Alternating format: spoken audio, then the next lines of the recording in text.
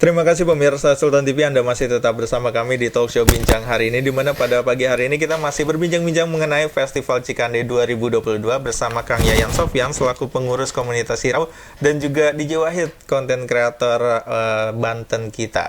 Dan Festival Cikande 2022 ini memang sangat mengangkat kolaborasi antara kebangkitan UMKM dan juga kesenian Banten. Dan mungkin bisa diceritain nih Kang, kenapa akhirnya memang festival ini ingin digelar? Mungkin tujuan awalnya dari mana gitu? Awal kita rencana itu Milad Hirau ya, yang kedua ya betul. Setelah kita melakukan beberapa diskusi, artinya beberapa kaitan dengan rencana pengembangan Hirau, ini ternyata banyak respon dari beberapa instansi terkait dengan terutama di pihak Kejaksaan Tinggi Banten yang siap untuk mendampingi keberhasilan Hirau ya. Artinya beliau di Kejati memiliki legacy, salah satunya adalah pengembangan UKM untuk penekanan inflasi tentunya. Nah, ini di Hirau kita juga selain memang di UKM ataupun produktivitas usaha home industry dan lainnya, juga memang di budaya kita ada yang namanya Hero Entertainment. Ini tentunya pemain musik muda-muda semua. Itu kita memiliki berkata database yang memang secara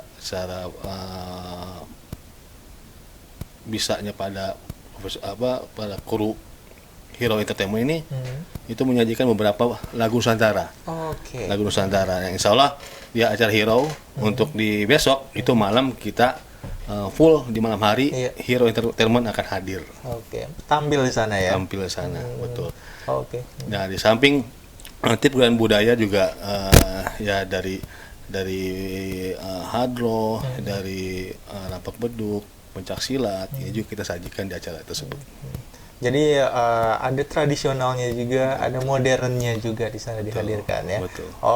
Dan ini kenapa akhirnya ingin menggandeng ibaratnya Kejati Banten dan juga Pemprov Banten, ingin ibaratnya melibatkan pemerintahan gitu dan juga aparat untuk bisa tergabung dalam festival yang digelar oleh komunitas Hirau ini sendiri. Keberadaan UKM untuk berkembang tentunya tidak luput dari perhatian pemerintah. Artinya dari pemerintah pusat melalui beberapa kaitan dengan program strategis ya, melalui program ekonomi nasional PENYA, dengan pembiayaan KUR ataupun Ultramikro Indonesia. Tentunya ini jadi satu target ketika memang bicara permodalan. Hirau ketika kita masuk kategori sebagai bankable anggota kita dorong untuk memperoleh fasilitas yang diberikan oleh pemerintah, KUR atau Ultramikro Indonesia. Dan tentunya dari pemerintah setempat pun, provinsi maupun kabupaten, yang alhamdulillah pihak Kejaksaan Tinggi Banten juga mendampingi, ini satu harapan dorongan besar untuk semangat Hirau ataupun UKM untuk lebih percaya diri, semangat dan sukses, meyakini kalau UKM saat ini menjadi penopang perekonomian Banten, umumnya Indonesia. Jadi memang ini salah satu upaya untuk lebih melibatkan lagi pemerintahan untuk bisa mendukung UMKM yang ada di provinsi di samping Banten. Kebijakan memang harus tetap UKM. Berharap nanti kaitan dengan adanya keluar peraturan gubernur atau bupati kaitan dengan pemanfaatan produk lokal, ditambah dengan produk yang ada, kita pun harapannya seperti mungkin di 3 tahun fosil kita masih eksis untuk ekspor, tapi untuk di 3 tahun belakang ini kita luar biasa untuk kemasan susah. Nah, semoga dengan ada keterlibatan multi pihak, terutama pemerintah, ya produk lokal, terutama fosil bisa lebih mendunia lagi. Karena tepat di beberapa bulan ke belakang juga di wilayah Timur Tengah, di Dubai, acara pameran, ini batu fosil bentuk bathtub itu dibeli 6.000 dirham. Jadi berkisar di 16 miliar untuk bathtub. Nah, itu barangnya di Banten. Itu fosil Banten, betul. Nah, ini kita menginginkan ada akses langsung ya terhadap market di dalam maupun di luar, karena meyakini batu fosil ini layak untuk dibeli ataupun naik untuk pasarkan di tingkat internasional. Iya, iya, iya. Dan ini kan tadi sempat disinggung khususnya untuk batu fosil. Ini sebenarnya sudah ekspor mungkin sudah lama juga gitu ya. Dan untuk beberapa tahun terakhir ini agak sedikit terkendala. Iya. Dan sebenarnya harapannya sendiri ini apakah ingin ada yang dimaksud dengan pemasaran langsung? Karena sejauh ini prosesnya seperti apa? Kenapa terkesan seperti tidak langsung gitu dari produsennya gitu sampai ke konsumennya? Ya, tidak terlepas permasalahan hal yang klasik seperti layaknya gerabah, Iya. gerabah tenaga dibawa ke daerah lain, bahkan untuk material tanahnya pun dibawa ke daerah lain. Nah, sama fosil juga sini terkadang pihak oknum trader yang memang membeli, akan tapi beliau yang langsung punya akses ke user ataupun pengguna langsung. Si fosil tersebut.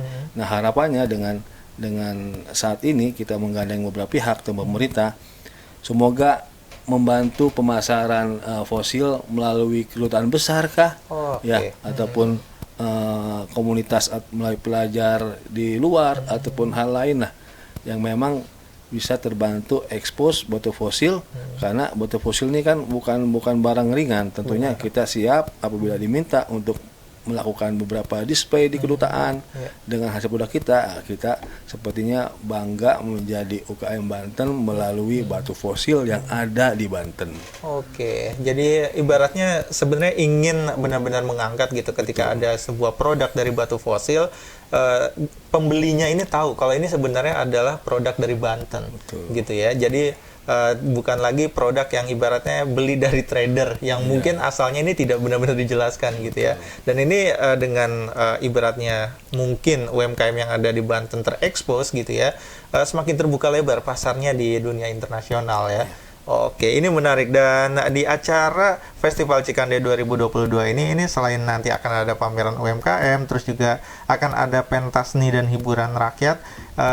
Ini juga akan ada bacakan ide. Di sini akan ada Kepala Kejaksaan Tinggi Banten, Bapak Leonard Ebenezer Simanjuntak, dan juga rencananya akan ada Pak Al Mukhtabar selaku penjabat Gubernur Banten, dan juga Bapak Ketua DPRD Banten Andra Soni, dan juga ada budayawan. Dan sebenarnya di dalam membacakan ide ini sendiri, ini ingin mendapatkan apa gitu, dan apa yang ingin disampaikan kepada mungkin Kepala Kejaksaan Tinggi dan juga PJ Gubernur Banten. Yang jelas hero ini bukan milik pribadi dan juga bukan milik segelintir kelompok kepentingan yang mungkin tidak memiliki fashion yang sama. Artinya ini untuk pelaku UKM, untuk pengembang UKM yang peduli untuk UKM, sehingga hero pun bisa ada di mana-mana, baik Cilegon, Lebak, Pandeglang, yang nanti bisa berkolaborasi tentunya. Dan ini kebetulan titik awal untuk kegiatan hanya di Kabupaten Serang. Nah, kemungkinan nanti yang lain. Diharapkan ada kegiatan bacakan ide, ini menjadikan satu batu loncatan untuk ke tempat-tempat lain. Kita mengeksplor, kita bersinergi, berkolaborasi ya untuk mengembangkan kegiatan UMKM atau maupun budaya seni. Dan harapan close statement ketika bacakan ide adalah dukungan pemerintah Provinsi Banten, entah melalui peraturan gubernur ataupun hal layak kebijakan lainnya yang memang sangat berharap mendukung keberadaan UMKM dan seni budaya Banten. Jadi lebih itu saja. Dilirik lagi. Iya. Betul. Oke. Dan di acara ini juga nanti akan ada meet up konten kreator. Nah, mungkin dari Kang Wahid nih, ini bisa dijelaskan juga di acara meet up konten kreator ini sebenarnya ingin membahas soal apa, dan mungkin untuk Kang Wahid sendiri harapannya dari meet up ini apa gitu yang bisa dibagikan kepada masyarakat Banten khususnya anak muda mungkin. Jadi kalau untuk di meet up ini ya di acara apa? Festival Cikande ya? Iya, Festival Cikande. Terfokus pada meet up konten kreator ini. Harapan saya sih kayak yang konten kreator yang baru mulai itu jangan biasanya kalau kita ketemu sama yang udah gede minder gitu ya. Jadi semoga di situ bisa jadi ajang silaturahmi yang untuk sharing-sharing gitu kayak gitu. Jadi kalau misalkan untuk konten kreator yang baru mulai jangan sampai dah ngerasa minder kalau misal ketemu yang gede tuh. Soalnya saya juga kalau misalnya ketemu yang udah agak gede tuh kayak gimana gitu. Jadi salingan aja, yang udah gedean juga jangan sombong lah gitu, saling menghargai gitu. Nah, kalau dari Kang Wahid sendiri, ini nanti yang akan mungkin di-share di acara Meetup Content Creator, ini apa yang ingin dibagikan? Kalau misalkan saya sih mungkin untuk video mungkin ngambil-ngambil ya, untuk video klip kayaknya. Kan nanti ada seni-seni kan kayak debus apa gitu kan. Bisa kan, boleh kan ya? Boleh. Jadi biar nanti di-sharing ke sana lah gitu. Ada expose-nya juga ada gitu ya, memberikan expose dan ibaratnya ini lebih mempublikasikan lagi gitu ya kegiatan dari Festival Cikande 2022. Dan harapannya mungkin untuk anak muda ketika adanya konten meetup content creator ini, apakah ingin anak muda ikut berkarya juga, karena mungkin banyak anak muda khususnya di Banten apa ya, mereka lebih memilih untuk bekerja saja gitu ya, bukan untuk berkarya, menciptakan karya. Ini seperti apa? Kalau harapan sih kayak misalkan buat yang baru mulai tuh kalau misalnya ketemu yang udah gede jadi motivasi lah gitu tuh ya. Jadi biar semangat gitu tuh. Kalau untuk yang baru mulai jangan sampai ngerasa apa ya, ngerasa nggak mampu gitu tuh. Pasti apa, semua tuh kita pasti bisa, yang penting ada niat. Itu doang. Kalau misalnya kita ada niat pasti jalan. Kadang untuk konten kreator yang baru mulai itu baru di tengah jalan itu udah stuck di situ, biasanya nggak lanjut. Karena itu kayak udahlah nggak sanggup gitu. Padahal kalau misalnya kita jalan terus konsisten pasti jadi jalan. Jadi memang butuh tekad yang benar-benar bulat gitu ya, karena mungkin untuk merintis seperti Kang Wahid gitu ya, ini tidak mudah dan tidak waktu yang dihabiskan juga tidak sebentar gitu ya.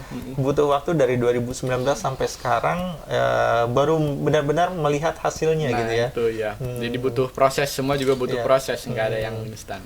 Dan mungkin proses-proses itu yang nanti juga akan di-sharing di Meetup Content Creator itu ya. Oke. Dan di segmen ketiga nanti ini mungkin bakal kita bahas soal perkembangan UMKM khususnya yang ada di Banten, dan mungkin juga sedikit mengulas usaha yang sama Kang Yayan ini buat gitu kan, untuk bisa memotivasi lagi kepada masyarakat Banten. Sebenarnya banyak potensi-potensi yang ada di Banten yang bisa dikembangkan untuk menjadi sebuah usaha yang bisa mereka jalani, dan juga mungkin kita akan ngebahas soal kreativitas dari anak Banten yang sebenarnya bisa dieksplor juga gitu ya, dan mereka apakah punya keinginan yang besar juga untuk bisa besar seperti Kang Wahid. Nanti akan kita bahas di segmen ketiga. Kita akan lanjutkan lagi perbincangan kita nanti. Jadi pastikan Anda pemirsa Sultan TV tetap bersama kami di Talk Show Bincang hari ini.